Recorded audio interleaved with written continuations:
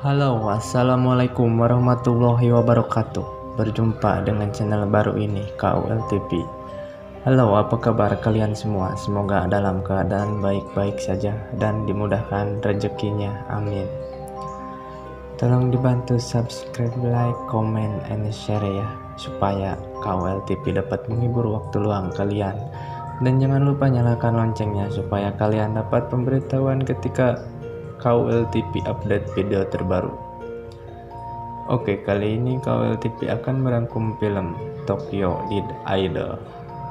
Film ini bercerita tentang seorang idol yang digigit oleh zombie, dan sebelum ia terinfeksi lebih dalam, ia melarikan diri dan ia hanya mempunyai waktu 72 jam tersisa sampai dia menjadi salah satu bagian dari mereka.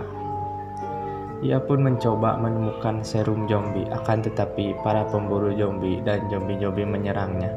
Apakah ia akan sampai ke tujuannya? Yuk simak videonya sampai selesai. Di awal film kita diperlihatkan ada 3 orang, bisa dibilang girl band, sedang bernyanyi di atas panggung dengan meriahnya. Ketiga girl band itu bernama Miku Kayama, Yurilin, dan Moe. Setelah mereka selesai, mereka pun selalu ribut. Ya, nampaknya Miku selalu merendahkan kedua temannya dan selalu sombong seorang diri. Lalu kemudian tiba-tiba muncul zombie dari dalam lift dan berusaha menggigit Miku Kayama. Kedua temannya dan orang di sana hanya bisa menyaksikan Miku Kayama sedang diserang zombie. Lalu tiba-tiba datang seorang pemburu zombie bernama Eri Imaga. Ia pun berhasil mengheadshot kepala zombie itu dan film pun baru dimulai. Nampak terlihat Miku Kayama sedang berlari diburu para polisi karena mereka sadar ia akan terinfeksi zombie dan bisa membahayakan banyak masyarakat. Beralih ke salah satu rekaman ilmuwan yang bernama Kum Ozawa, bercerita bahwa orang yang tergigit oleh zombie akan terinfeksi dalam waktu 72 jam, lalu akan mengubah korbannya menjadi zombie. Korban dikarantina selama 72 jam sebelum disuntik mati demi alasan kemanusiaan. Beralih kembali kepada Miku Kayama. Ia nampaknya lolos dari kejaran polisi. Ya benar, karena polisi tersebut merupakan penggemar beratnya Miku Kayama. Akhirnya, Miku Kayama pun dibiarkan bebas oleh polisi. Mungkin karena ia tidak mau idolnya harus mati atau disuntik mati. Miku Kayama pun terduduk kelelahan dan kemudian ia melihat spanduk bertuliskan agen detektif luar biasa yang katanya menyelesaikan kasus yang ditolak oleh orang lain. Lalu dilihatkanlah pemilik dari agen itu sedang pusing karena ia akan merasa bangkrut, dan ia nampak melihat berita bahwa seorang idol dari grup Tokyo 27 yang tergigit zombie dan melarikan diri. Tak lama kemudian ada seorang yang mengetuk pintu, dan tanpa disadari dia adalah Miku Kayama yang barusan dia lihat di berita. Lalu si detektif itu memberitahu bahwa Miku Kayama sedang diburu di seluruh negeri. Kemudian Miku Kayama pun pingsan. Mungkin karena ia merasa kaget karena ia jadi buronan semua polisi. Singkat cerita, Miku Kayama pun menceritakan perjalanan ia menjadi seorang idol.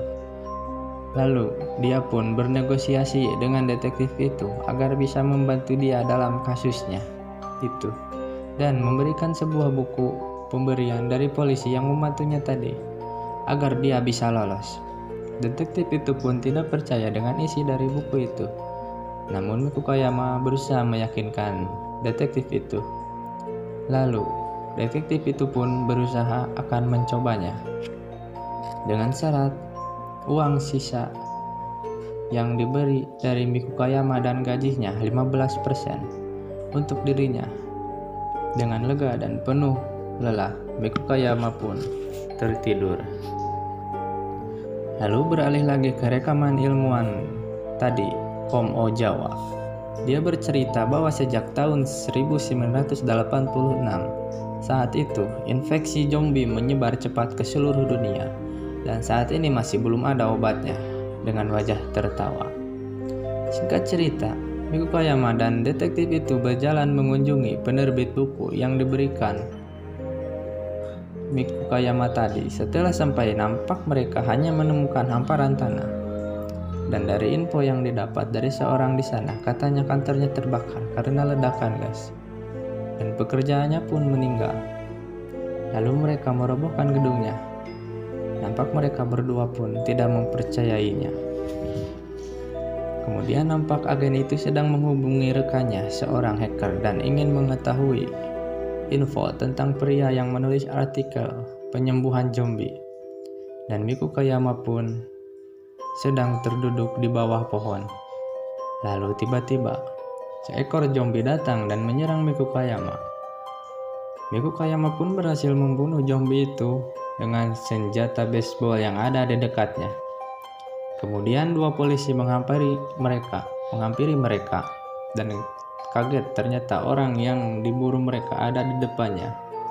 Mereka pun ingin menahan, tapi kemudian Mikukayama berlari di buburannya dan ngumpet di bawah gabang, dan mereka pun lolos dari kejaran kedua polisi tadi. Tak lama kemudian, detektif itu mendapat informasi dari informan temannya tadi bahwa yang menulis artikel itu yaitu reporter bernama Oishi. Ia pun lalu memberikan alamatnya. Beralih ke polisi dua tadi, ia nampak berbicara dengan seorang gadis pemburu zombie. Ya, kita sebut saja si Neneng. Kemudian mereka diserang oleh zombie. Lalu si Neneng mencurigai adanya seorang zombie di dekat situ. Beralih lagi ke cerita rekaman ilmuwan Kom Ojawa bahwa ia bercerita banyak kelompok yang bekerja sebagai pemburu zombie dan diizinkan membawa senjata api dan pedang dan menyuruh mereka membunuh zombie dan melacak pembawa virus. Lalu kembali lagi ke si Neneng, dan benar saja di sana terdapat sarang zombie. Lalu ia pun dengan mudah menghabiskan satu sekuat zombie tersebut. Beralih lagi ke Mikukayama dan detektif yang menjumpai alamat Oishi yang diberikan informan tadi, dan nampak di alamat itu sudah tidak ada orang, dan mereka hanya mengetahui bahwa si Oishi adalah penggemar berat dari Mikukayama. Ketika Mikukayama menandatangani poster dia yang ditemukan di rumah itu, nampak dia merasakan ada sesuatu di balik poster itu, dan menyuruh detektif itu membuka bagian belakang posternya. Dan benar saja, di sana terdapat foto seorang perempuan zombie cantik yang disinyalir darahnya dapat dijadikan obat untuk virus zombie, dan mereka pun mendapat petunjuk bahwa harus menemukan gadis itu. Waktu 55 jam lagi yang tersisa untuk Mikukayama berubah menjadi zombie. Dan detektif itu pun meminta temannya untuk mencari tahu foto perempuan tadi.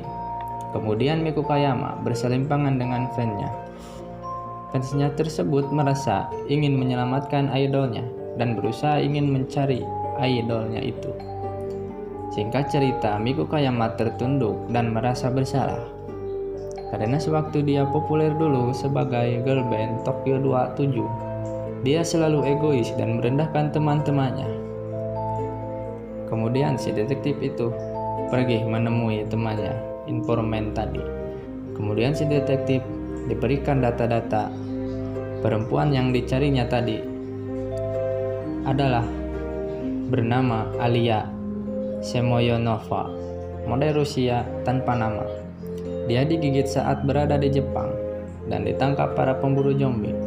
Namun tidak ada catatan Alicia di karantina, ujarnya. Namun ia dikirim ke tempat lain untuk dijadikan kelinci percobaan dan diberitahu ilmuwan Kom Ojawa yang tadi diperlihatkan di rekaman bahwa dia membiarkan organ menggunakan zombie dan mengembangkan jenis zombie baru seperti ternak zombie.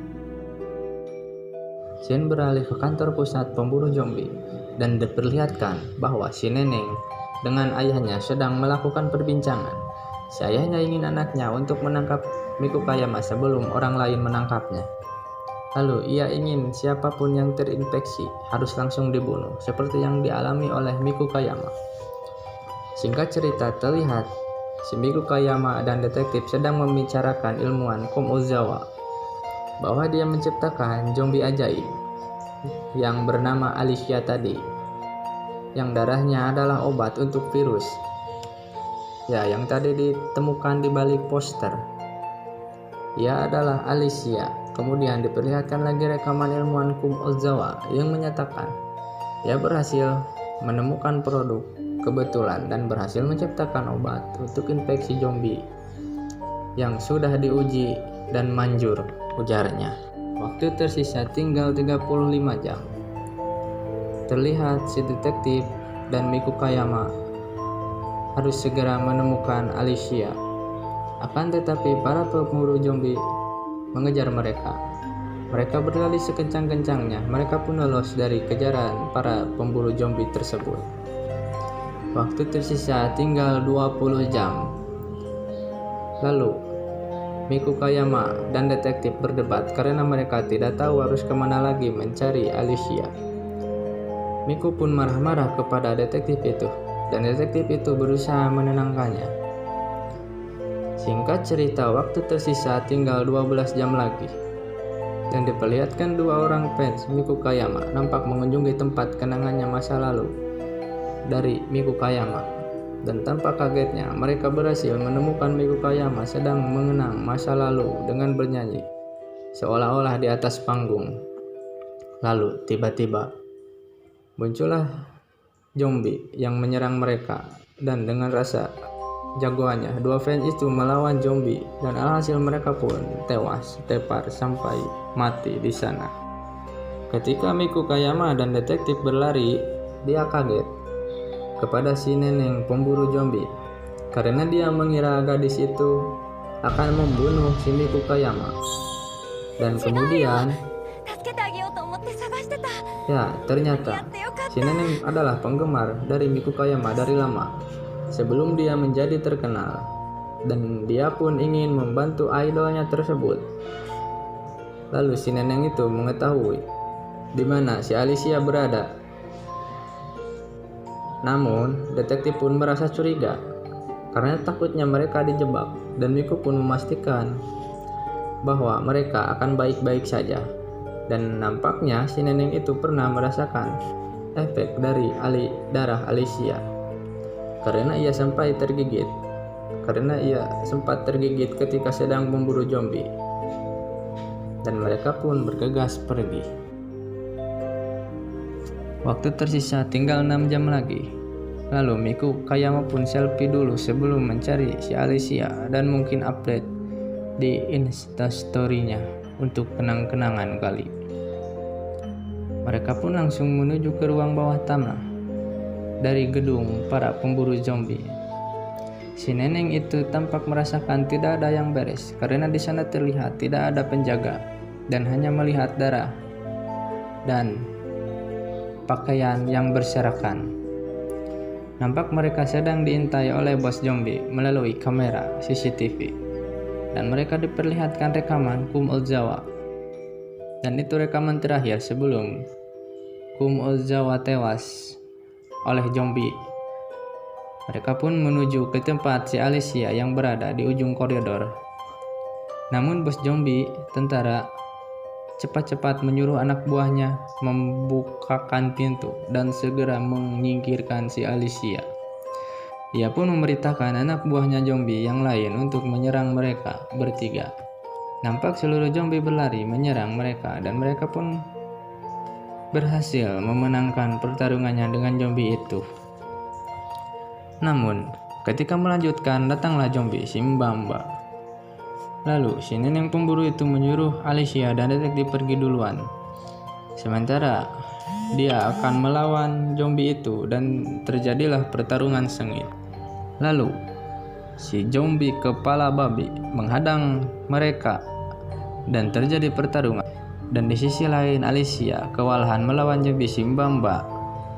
Lalu dia tertusuk pedang dari zombie Simba, tapi kemudian dia berhasil menembak dan Simba pun tewas. Kemudian si Miku Kamayama pun juga berhasil membunuh si zombie kepala babi. Ketika mereka akan melanjutkan, nampak datang zombie tentara. Miku Kayama pun disuruh detektif agar cepat pergi sendiri dan ia melawan zombie tentara. Namun apa daya, dia dideredet habis-habisan oleh zombie itu. Kemudian ia pun pura-pura mati. Dan ketika zombie itu mendekat, dia meledakkan bom yang ada dibawa oleh zombie itu. Singkat cerita, anak buah zombie berhasil membuka kunci pintunya. Tepat, Miku Kayama sampai di belakangnya langsung menghajar kepala zombie itu. Miku pun masuk lalu bertemu dengan Alicia.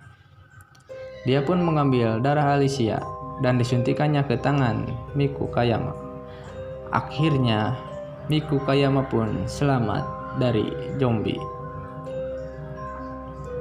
Dia pun tidak akan menjadi zombie karena disinyalir darah Alicia obat infeksi zombie.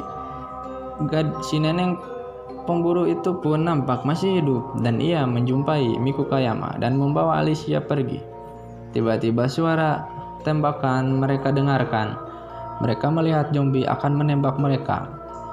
Kemudian anak panah pun menancap di tarang zombie itu. Dan ternyata itu Yurin dan Mo. Dan film pun berakhir. Gimana? Seru kan film ini? Jangan lupa terus support channel ini. Support channel ini. Ya.